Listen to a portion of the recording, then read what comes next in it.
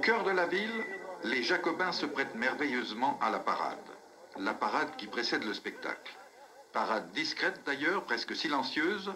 Les moteurs sont froids, les mécaniques inertes, les félins sommeillent. Très remarquée, la Porsche à 4 roues motrices, une extrapolation pour la piste du modèle qui s'illustra sur Paris-Dakar. Avec Claude Ballolena, c'est d'ailleurs René Medj qui la pilotera. C'est vraiment, j'ai été d'ailleurs assez surpris de voir que tout ce qui était suspension, boîte de vitesse, le moteur à quelque chose près, puisque là il fait près de 700 chevaux, alors que sur Dakar il fait 400 chevaux, mais tout le reste de la voiture est absolument identique à tout ce qu'on a essayé sur Paris-Dakar. Côté météo, le directeur de la course est vaguement inquiet. Cette réunion d'information. Nous espérons que ces 24 heures se passeront sous le soleil et non pas sous la pluie. Je pense que nous aurons un temps assez clément pour l'ensemble du week-end. Bon prophète, Marcel Martin, il fera beau.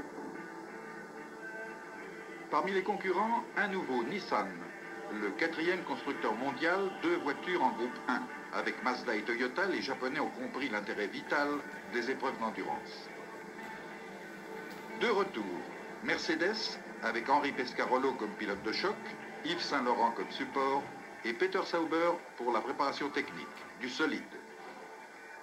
Et aussi Jaguar, qui vient de remporter les 1000 km de Silverstone. 3 Porsche d'usine au départ, avec des pilotes confirmés. Et pas superstitieux pour dessous, Yves Courage sur une Cougar à moteur Porsche. 3 groupes, c'est-à-dire en fait 3 courses dans la course. C1, des prototypes de 850 kg, cylindrée libre, consommation limitée à 2550 litres pour 24 heures, elles seront 29 au départ.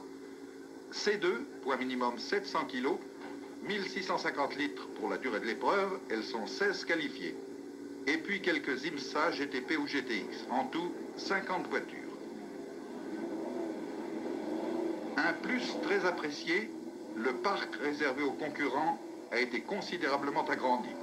Un vrai village de caravanes, de tentes et surtout d'ateliers. Toutes ces voitures et leurs pilotes se sont qualifiés au cours des essais du mercredi et du jeudi. Meilleur temps, Jochen Mass sur la Porsche d'usine numéro 2, devant Stuck sur la Porsche numéro 1. L'un et l'autre à 248 de moyenne, mais avec des moteurs suralimentés pour la circonstance. Un avantage, disons, psychologique.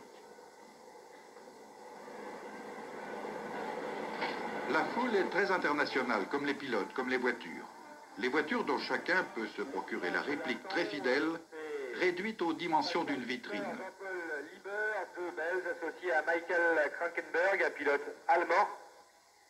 Il dispose de la BMW préparée par Helmut Kohl. Comme dans tout feuilleton sérieux, un bref résumé des chapitres précédents avec défilé de quelques acteurs des 53 éditions passées. De quoi prendre la mesure des fantastiques progrès réalisés en 60 et quelques années dans le domaine de la compétition et par voie de conséquence dans celui de l'automobile en général.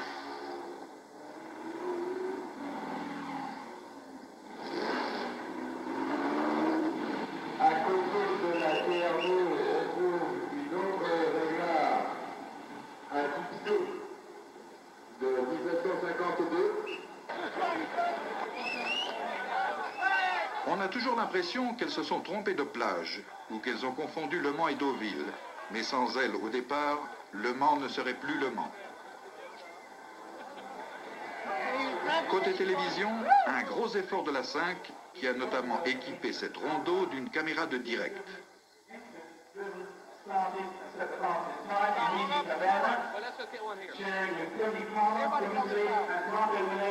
Les belles et la bête. Et quelle bête! Le champion du monde en titre de la catégorie C2, la Pontiac à moteur Ford Cosworth de Gordon Spice et Ralph Belm.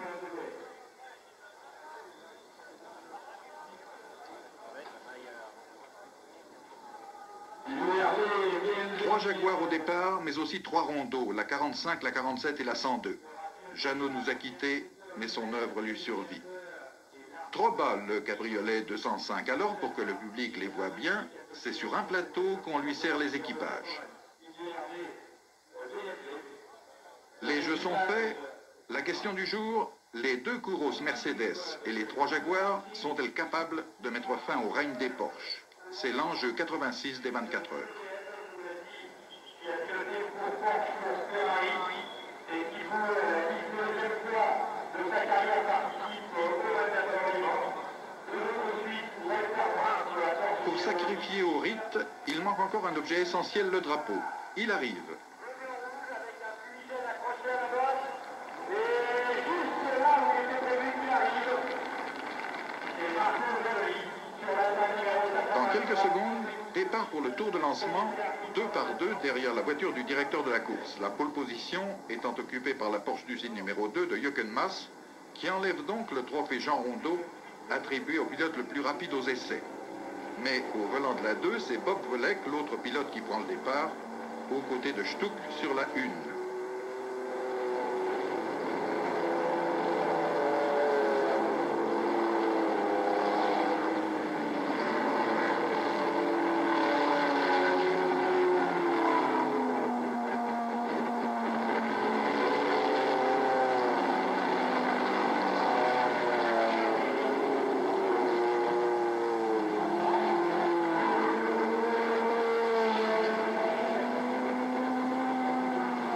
Et nous découvrons le nouveau virage de Mulsanne, modifié suite à l'aménagement du carrefour routier. En fait, c'est un double droit, très ouvert pour la première courbe, et avec le même rayon que l'ancien pour la deuxième courbe. Conséquence, 92 mètres de moins. Le circuit mesure donc désormais 13 km 528. Mais voici le moment qu'il ne faut manquer à aucun prix. De toutes les images de la course, c'est celle-ci qui restera en priorité dans les mémoires. Le départ Un départ d'une violence inouïe et 4 de front au bout de 200 mètres.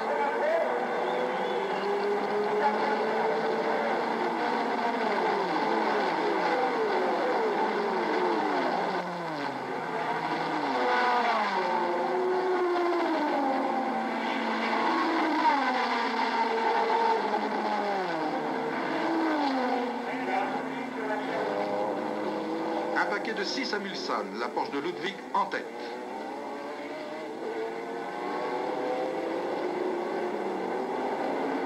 C'est une situation très envieuse, mais c'est Klaus Vollering qui va se présenter le premier. Premier tour, la Porsche du Just Racing pilotée par Ludwig a fait le trou. Derrière on s'accroche, les Jaguars de Warwick et Heyer, les Porsche de Stuck et Volek.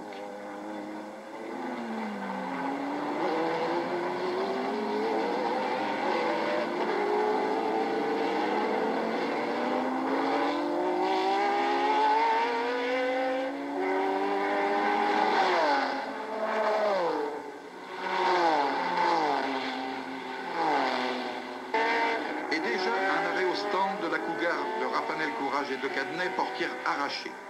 Les mécanos vont mettre près de 5 heures à confectionner une portière en alu. Et la 13 repartira. En tête, le duel Jaguar-Porsche se précise.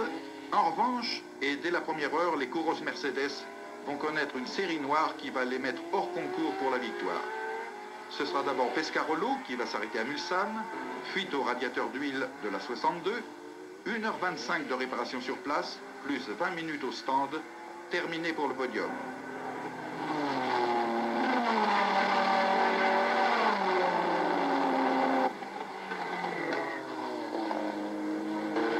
La Porsche de tête, Ludwig Barria Winter, mène un train d'enfer, 227 de moyenne dans la première heure. Pourquoi s'en priver d'ailleurs, puisqu'on a cette année 15% de carburant de plus que l'an dernier.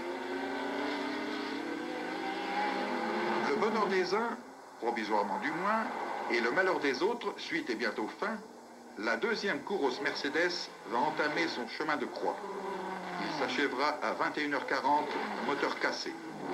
Pescarolo et Danner tiendront péniblement jusqu'à 23h. Adieu Mercedes, à l'année prochaine. En C2, la lutte est serrée entre la Spice Pontiac qui mène et la Gebhardt de Dickens de Doisy et Yvon qui va bientôt prendre le commandement.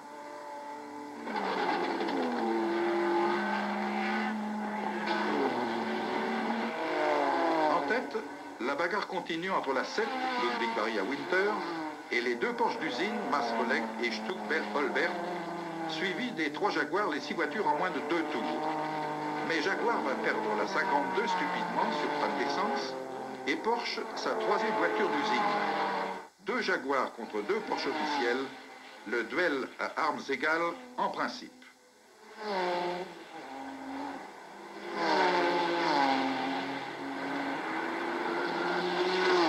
Les Japonaises, elles, sont un peu étouffées par le rythme infernal de la course. Elles sont déjà à 5 ou 6 tours et elles vont disparaître discrètement dans la nuit, sauf une. Mais faisons leur confiance, les constructeurs japonais sauront tirer de cette expérience les meilleurs enseignements.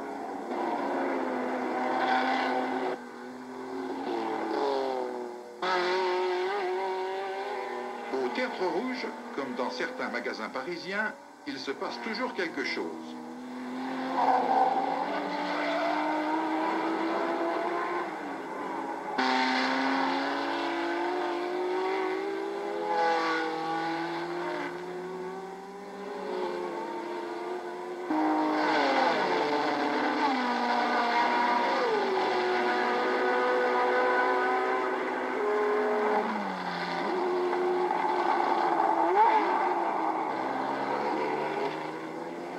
Pour la Porsche 962C de Schupan et Olson, c'est le commencement de la fin.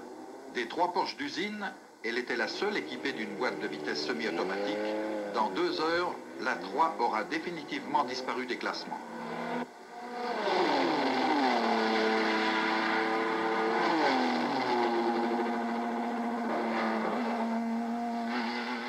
En revanche, la Jaguar de Warwick, Cheever et Schlesser reste à l'affût, à un tour à peine des 3 Porsche de tête.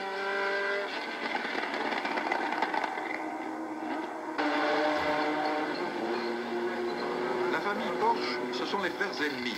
Pas question pour les voitures d'usine de se faire battre comme l'an dernier par un privé, Just en l'occurrence, et qui cette année encore affiche ses prétentions. Just, victorieux en 84 et 85, et qui rêve de faire la passe de 3.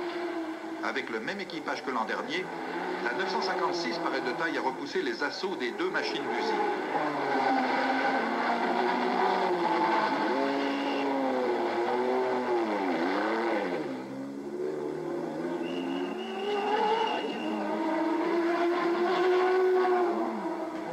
La coalition anti-Porsche se réduit donc à Jaguar, avec la 51 surtout, un équipage de vedettes, avec les 2 pilotes de Formule 1, Eddie Cheever et Derek Warwick, plus un spécialiste des efforts de longue durée, Jean-Louis Schlesser.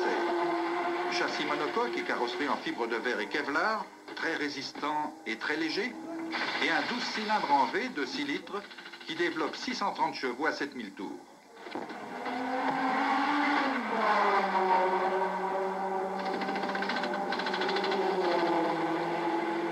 La course Mercedes numéro 61 repart.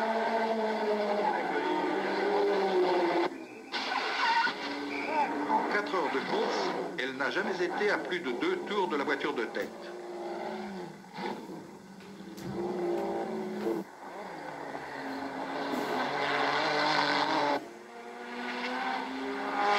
Au premier quart de la course, situation indécise en tête avec une furieuse bagarre inter-Porsche, la 1, la 2, la 7, suivie à distance par les 2 Jaguars.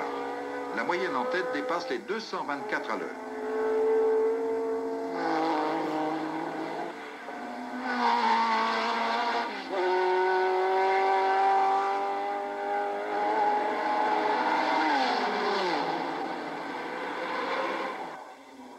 Course terminée pour la Nissan de Hoshino qui avait remporté l'an dernier les 1000 km du Mont Fuji.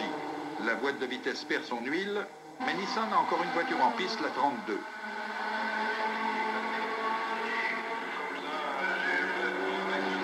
En revanche, la Dome Toyota fait mieux que de la figuration. Avec un équipage très cosmopolite, le Suédois Helg, l'Italien Gabbiani et le Japonais Suzuki, elle se hissera même pendant un moment à la 7e place. Dommage qu'elle n'ait pas terminé. Toujours fidèle au Mans depuis 10 ans, Peugeot, avec la Vortis WM, préparée par Denis Mathieu, et un équipage qui connaît le circuit, Daniel Rollet et Michel Pignard, 9 participations chacun, et François Migaud, qui est ici pour la 15e fois. Ce n'est pas sans émotion qu'on revoit une dernière fois la Porsche 962C, préparée par les frères Kremer, et qui a toujours figuré jusqu'ici dans les 10 premières. En cette minute, son destin était déjà scellé. À 3 heures du matin, avec Joe Gartner au volant, elle va éclater dans les Hunaudières.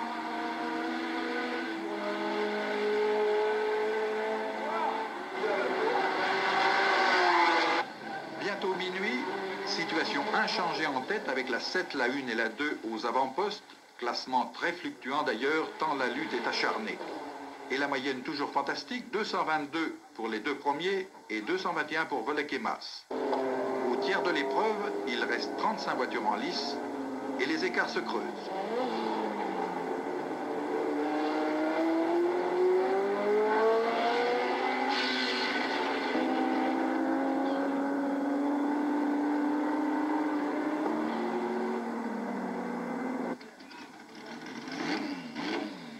La Nissan est à 23 tours. La 21 est à 44 tours.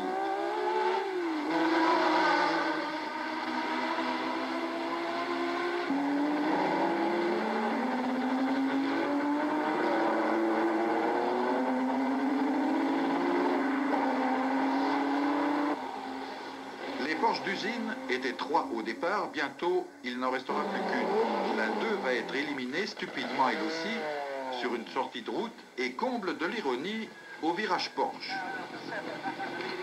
La Porsche 556 de Ludwig ne verra pas non plus le jour se lever sur le circuit. Mais elle aura eu le mérite d'imprimer à la course une allure folle pour la plus grande joie du public. Cette autre Porsche aura plus de chance, elle se classera 9e.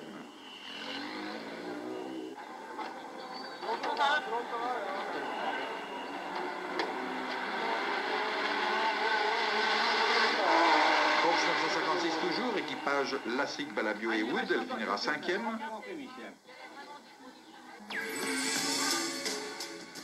Le Mans, c'est à la fois la course et la fête. Un amalgame nécessaire, un spectacle de 24 heures ne saurait aller sans entracte.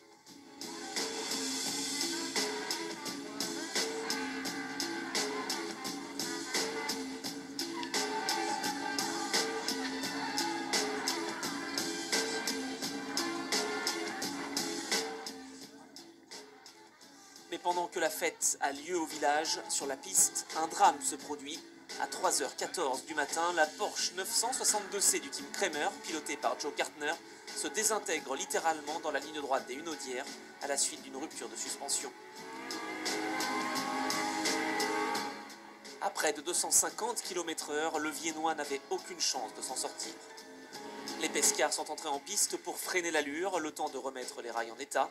La moyenne va tomber, mais la sécurité est la priorité des organisateurs. 2h30 au ralenti, c'est la torture pour les moteurs conçus pour des régimes soutenus. La Porsche de Ludwig, Barilla, Winter n'y résistera pas. Baisse de pression d'huile, surchauffe et abandon. En revanche, dans l'équipe officielle Porsche, les responsables de l'écurie ont décidé de stopper la 1 dès le début de la neutralisation afin d'enrichir l'injection. De cette façon, la température de fonctionnement du moteur a baissé et le moteur Flat 6 a tenu. C'est admirablement joué, 20 ans d'expérience au Mans, ça paye.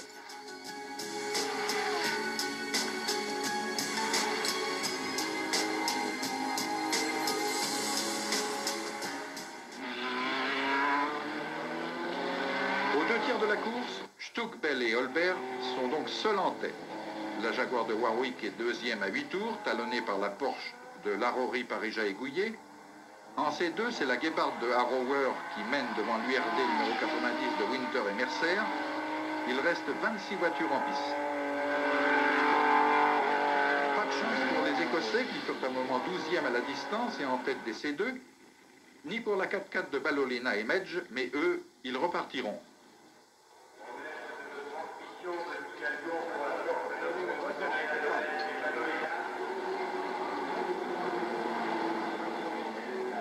Porsche aux 7 premières places et la Jaguar de Warwick en 2e position.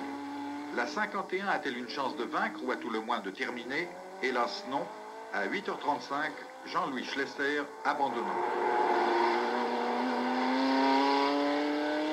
Jaguar, les satisfactions, les déboires, le pilote français fait le compte des profits et pertes. Ce qui a marché, le moteur, la boîte de vitesse. Et ce qui n'a pas marché, pour nous, on a explosé un pneu. On a pris sûrement un petit bout de ferraille sur la prise suite aux accidents précédents. Sur une autre voiture, la pompe à essence, et sur une autre, un cardan. Ce sont des petits problèmes. Nous, on était très bien placés, on était deuxième, parce qu'on a eu après 16 heures. Donc voilà. En gros, je vous ai résumé nos problèmes. Par contre, il s'est avéré qu'on était très compétitifs, puisqu'on a suivi le train des Porsche pour notre première participation au Mans. Mention bien à la Nissan qui est 10e à la distance. Mention bien également à la Dome Toyota qui occupe la 8e place. Mais l'exploit, c'est Courage de Cadenet et Raffanel qui vont le réaliser. Immobilisés pendant 5 heures, repartis avec un handicap de 800 km, ils vont réussir à figurer au palmarès de l'épreuve à la 18e place. Sans la défaillance de la portière, ils étaient théoriquement dans les 7 premiers. Derrière Bell et Stuck, décidément indéboulonnable, le classement s'organise. La Porsche numéro 17 du Brun Motorsport, la Rory Paris-Jagouillet, occupe solidement la 2e place.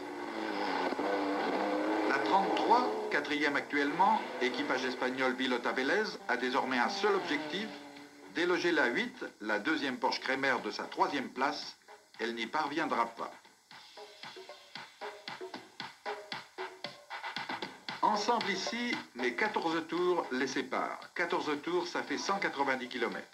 De quoi être serein, rassuré, décontracté. Et pourtant, il n'en est rien. Sous le cockpit, dans les stands, les minutes sont longues. Du triomphe à l'échec, il faut si peu de choses.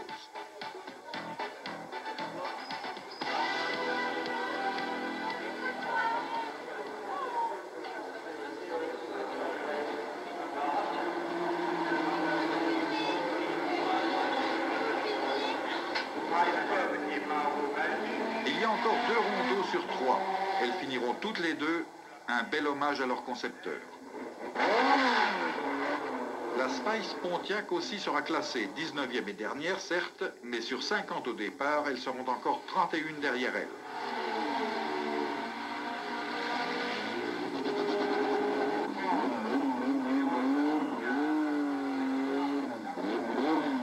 Parmi les spectateurs, discrets, attentifs, Josso, vainqueur en 78 avec Didier Pironi et en 80 avec Rondeau.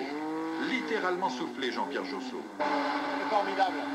Parce que nous, on devait tourner avec Didier, on devait tourner entre 3,40 et 3,45. C'était notre base de calcul. On savait qu'en faisant ça, on était pratiquement sûr d'être victorieux.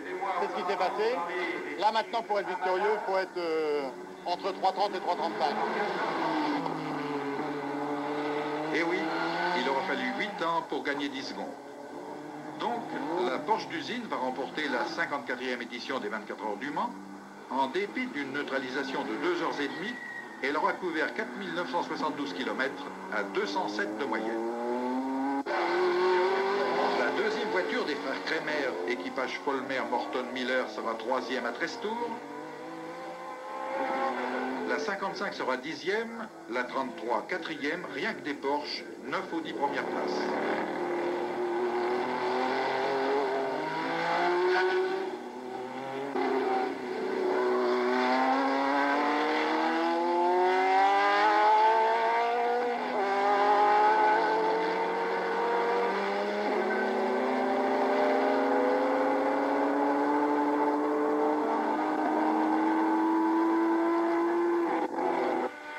Quant à la Rory Paris-Jagouillet, ils se classeront 2e à 8 tours des vainqueurs.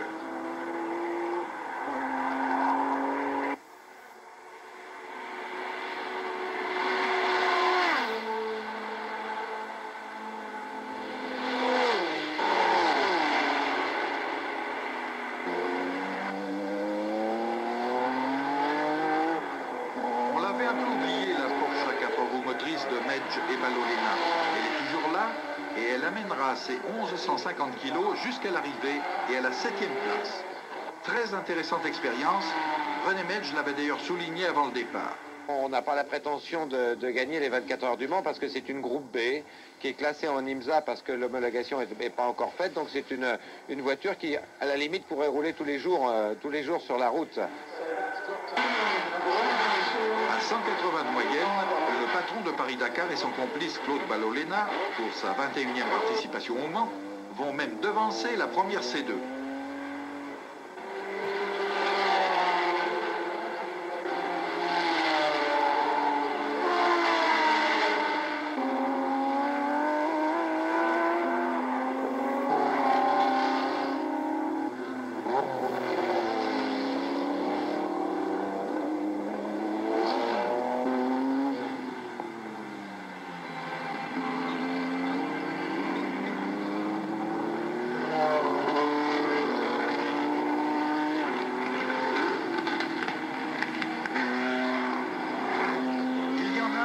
À qui on voudrait, gentiment, priver son clou, c'est Hans Stuck, l'un des futurs vainqueurs de la course. Vous savez ce qu'il disait avant l'épreuve du nouveau virage de Mulsanne? Écoutez. Ah oui, au premier je me dis, la vieille Mulsanne était plus vieille parce que c'est une ligne droite. Après on a freiné une ligne droite et une courbe comme ça. Et maintenant, ce sont deux virages. Et c'est très difficile. Notre voiture dans le premier virage et c'est aussi très dangereux et je ne comprends pas pourquoi ce n'est pas possible de mettre la circulation plus gauche et laissez-nous la ligne droite. Pour moi, je ne comprends pas. Il lui a plutôt bien réussi le nouveau Mulsanne, non? Rideau donc, et bravo sans réserve à Hans Stuck, 35 ans, première victoire au Mans, à Derek Bell, 44 ans, 4e victoire. Il rejoint Pescarolo et Jean Debien, et à Al Olbert, déjà victorieux il y a 3 ans. 1986, une bonne cuvée.